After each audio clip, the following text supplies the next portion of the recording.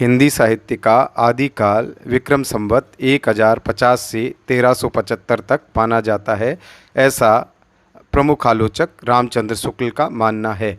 आदिकाल में सिद्ध साहित्य, नाथ साहित्य, जैन साहित्य, रासो साहित्य और लौकिक साहित्य अधिक लिखा गया है।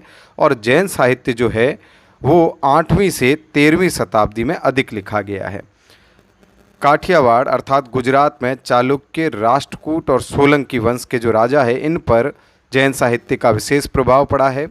जैन साहित्य में पुराण काव्य, चरित्र काव्य, कथा काव्य, रास काव्य और रहस्यवादी काव्य अधिक लिखे गए। इनके अलावा व्याकरण ग्रंथ, श्रृंगार, शौर्य, नीति और अन्योक्ति संबंधी छोटे मोटे ग्रंथ भी रचे गए हैं। जैन काव्य की अधिकांश रूप से जो भाषा है वो अपभ्रंश है। जैन काव्य में आचार, रास, फागु, चरित्र आदि विभिन्न शैलियाँ प्रचलित हुई।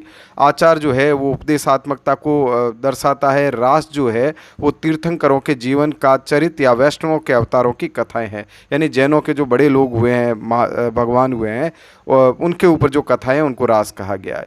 फागु और चरित्र काव्य सामान्य शैली की रचनाएँ थी।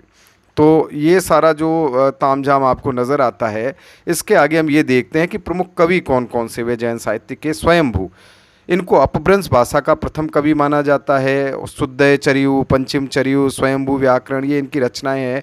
और इनकी जो फेमस रचनाएं हैं, प्रसिद्ध रचनाएं, उसमें पौम चरियु और स्वयंभू छंदस ये और रिठनेमी चरियु, ये इनकी प्रसिद्ध रचनाएं हैं। स्वयंभू को अपभ्रंश भाषा का वाल्मीकि कहा जाता है। पौमचरियों को स्वयंभू के पुत्र त्रिभुवन स्वयंभू ने पूरा किया, और यह राम कथा का महत्वपूर्ण ग्रंथ है। पौमचरियों को जैनी रामायण भी कहा जाता है और रिठनेमी चरियों को हरिवंश पुराण कहा जाता है। अब जो अगला कवि है स्वयंभू के बाद में, वो है देवसेन, प्रमुख जैन कवि। इन्होंने नए चक्र और श्रावकाचार जैसी किताबें लिखी है। दर्शन शास्त्र और भाव संग्रह वगैरह भी किताबें लिखी है।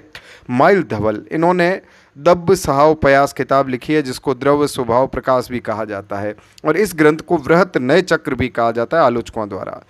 पुष्पदंत 10वीं शताब्दी के सर्वश्रेष्ठ कवि माने जाते हैं। और महापुराण जो है, इनकी किताब बहुत प्रसिद्ध है। महापुराण में 63 महापुरुषों का वर्णन किया गया है, 63।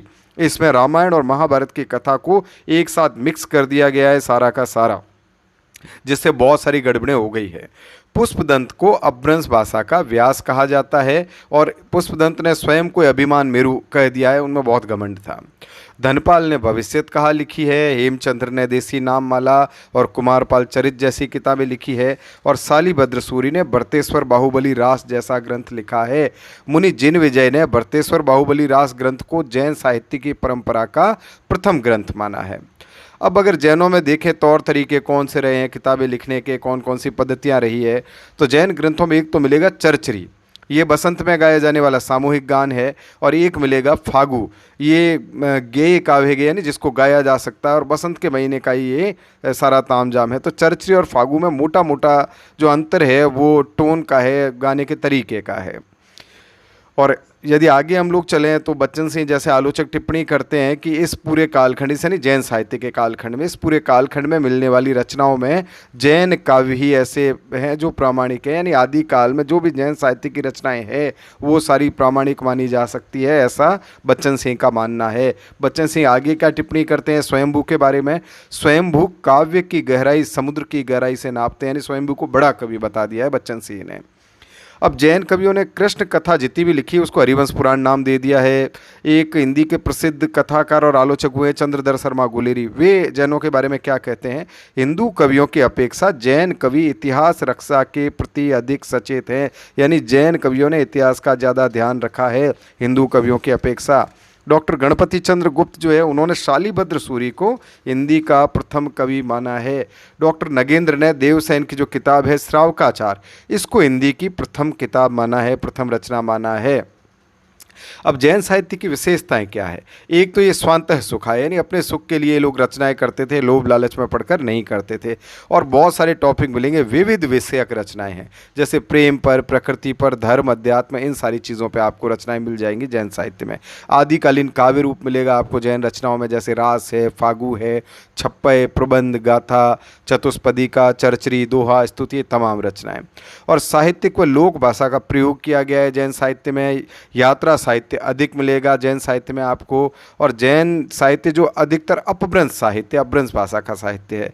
और राज्याश्रय न होकर वीतरागी कवि थे, यानी इनको राजे रजवाड़ों से कोई लेना देना नहीं था। ये सारे कवि दरबार में नहीं जाते थे, दरबारी कवि नहीं थे, ऐसा प्रमुख तत्व है इनके बारे में। और शांत रस को इन्होंने महत्व दिया है। वसुदेव कुटुंबकम की धारणा इनमें, यानी पूरी दुनिया, पूरी पृथ्वी को इन्होंने घर माना है। और कवि प्रतिभा की उत्कृष्टता दिखाई देती है। इनकी कल्पना वगैरह बहुत ही शानदार है, उत्कृष्ट प्रकार के कवि माने जाते हैं। धन्यवाद।